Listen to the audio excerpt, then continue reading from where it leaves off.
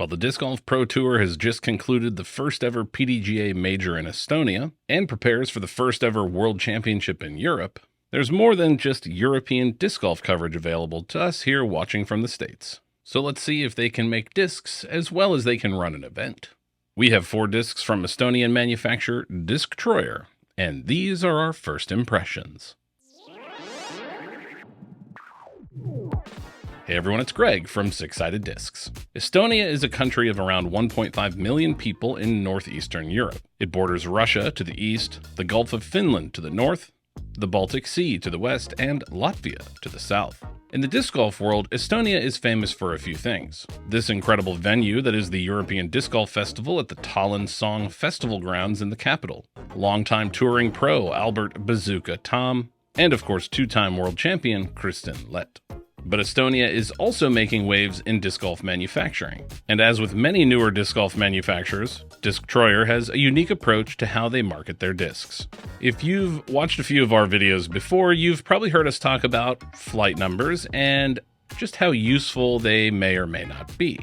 And while Disctroyer discs have flight numbers on them, like most other discs, they also have something else. Can you see it?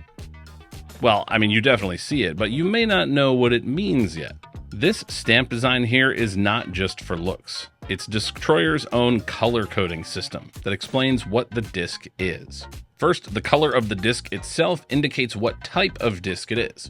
For example, white is a distance driver, yellow is a fairway driver, red is a mid-range, and blue is a putter. Next, the stability of the disc is indicated by the use of symbols in the center of the flight plate. A circle means straight, or a stable flight, while a star is overstable, and a plus symbol is understable.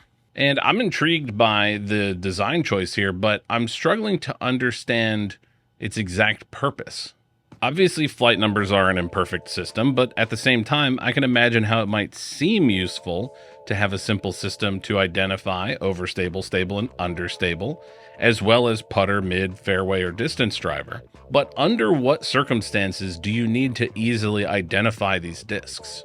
For example, I've never looked at my own bag and struggled to see which ones were drivers versus putters or anything in between. I organized my bag myself. And almost everyone organizes their bag in a specific way, by color, by speed, by stability, or some combination of all of those. So who is this benefiting?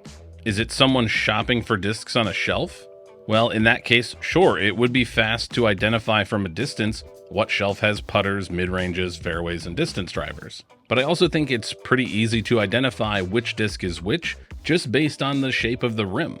One other random thought I had is that some people are colorblind. How this color coding system works, I think, is very well explained. But I've tried to look on Disctroyer's website and on their social media to understand the why they felt it necessary to create it in the first place. And I haven't come up with anything yet. So if you have some idea why this is necessary, please get in the comments and let me know. Let's move on though from the color of the discs to the discs themselves. And as with any exploration of totally new discs we've never thrown, we're going to try and equate them to some discs that you might know so that you have some point of reference.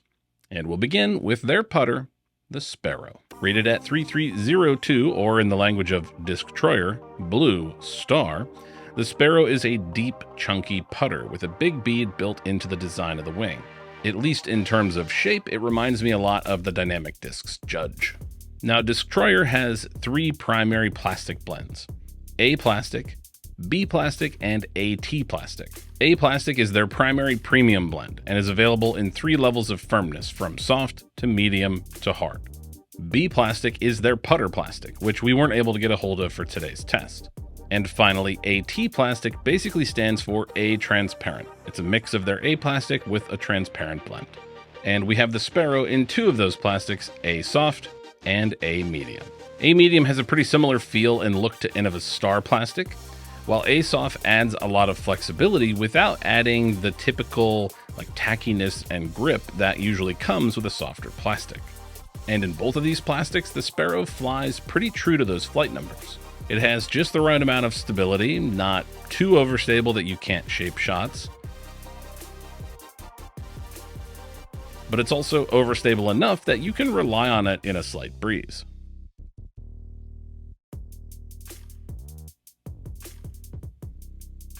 And the Sparrow should work great for anyone that likes a chunky, big beaded putter. As the Sparrow probably indicates, all of Disctroyer's discs are named after birds, such as the Skylark, Stork, and Starling that we do have to test today, along with two that we weren't able to get, the Woodpecker and Nightjar. And I don't have anything against birds, but this is a naming convention used by a lot of other companies, Stokely Discs for example, and quite a few discs from Innova. My point being, it may not be the most effective marketing tool to stand out in a congested and ever-growing disc golf market. That being said, the Skylark does the most to stand out in its bright red color. So let's see what else it has in store. The Skylark is a deep 5-speed mid-range, rated with 4 glide, 0 turn, and 2 fade. And I really like the shape and depth of the rim. It really feels like it fits perfectly in my backhand grip. And Josh liked it too. He found it to be both overstable, but also quite workable. On hyzer, it unsurprisingly dumps out quickly.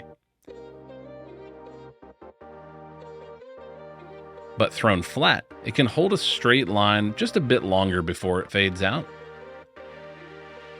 But thrown hard on anhyzer is where we saw something really unique from the Skylark. Josh hit it hard and it just kept drifting and drifting and drifting before finally fading out. So I would compare the Skylark to sort of moderately overstable mid-ranges, maybe the Discraft Wasp, though it has a very different wing shape and feel to it. The Skylark doesn't feel exactly like any other disc that I've thrown, but it is on the deeper side for mid-ranges. It might remind some players of like a Prodigy M4 in terms of depth, but of course, a lot more stability. Now, if you like the look and feel of these Disctroyer discs or any other discs that we test here on our channel, here's a friendly reminder that you can purchase many of the discs we test in our videos while supplies last at sixsideddiscs.com or at the link in the video description.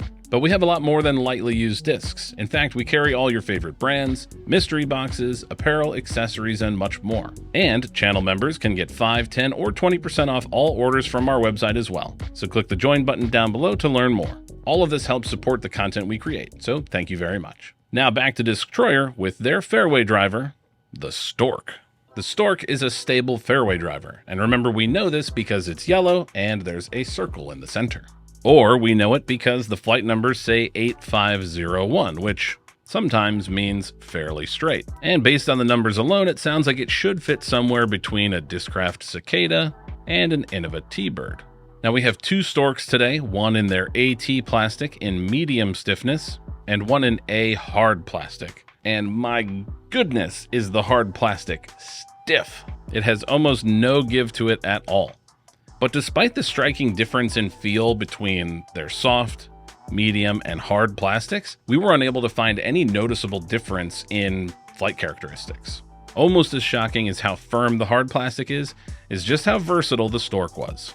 Take a look. On hyzer, it has enough overstability for accurate shots, perfect for getting in the right position on a 2-shot par 4, for example.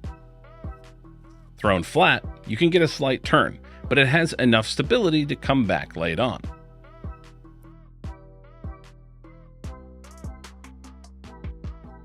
But it also never looked like turning over. In fact, even on a big anhyzer, we got a smooth flex line that came right back. And I can't recall ever finding a disc that could mix this sort of accurate hyzer shots, slow drifting, turnovers, and flex lines all from the same disc. I may not understand why the color coding system exists, but I do know a good disc when I see one. And the Stork is a good disc. Lastly, let's see their distance driver, the Starling. In white with the circle tells us the Starling is a stable or straight distance driver. The flight numbers of 13.5, -22 tell us pretty much the same. But the Starling is a very high-speed driver. The rim feels super wide, and it has a very slippery shape with very little mass below the parting line, which would indicate that we should see some turn from it. And we did. Like this one here. Josh releases it on a steep hyzer with maybe 75% power, and it slowly flips to flat before a moderate fade. On pretty much the same hyzer angle with a little more power, we got this lovely hyzer flip that gets up to flat, drifts a little bit before finishing out. And if we had included our Starling in our Flight Numbers Don't Matter straightest distance driver test from just a few weeks ago, it might well have been a contender. But what we're seeing here isn't the whole story, because on the one hand, for Josh, the Starling was really understable, and it took us a while to get the flights that you saw here before. On the plus side, that should mean the Starling would make a great first distance driver for somebody looking to add the first high-speed disc to their bag. And that leaves us with a moment to reflect on the Disctroyer lineup that we have today. And overall, I'd say it's pretty solid. The Sparrow has stability and versatility as long as you're comfortable with how big it feels. The Skylark showed us reliable over stability, but once again was versatile enough to get these big drifting anhyzers that slowly thawed out. The Stork combines shot shaping with excellent distance for a fairway driver. And the Starling was beginner friendly, turning easily and flying quite far as well.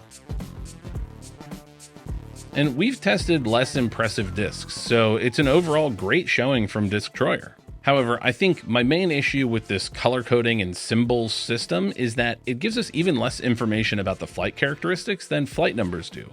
But then they continue to put flight numbers on the disc, and they also put the disc type on the disc.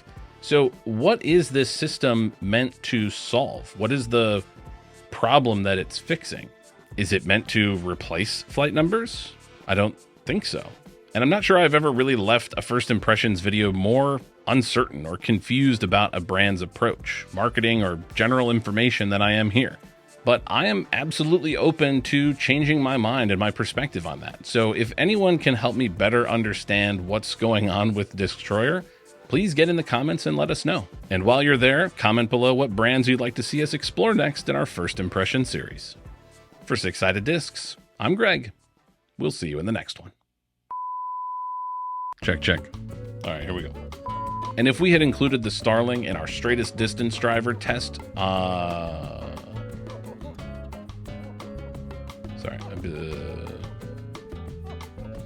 the plus side, that means the Starling could be a great distance. Next, the color, no. All right, hard Starling. Oh! Don't hurt yourself. What is going on? There's grass in the road. If you like this content and want to see more, please consider liking the video, subscribing to our channel, or becoming a member. Your support makes this content possible.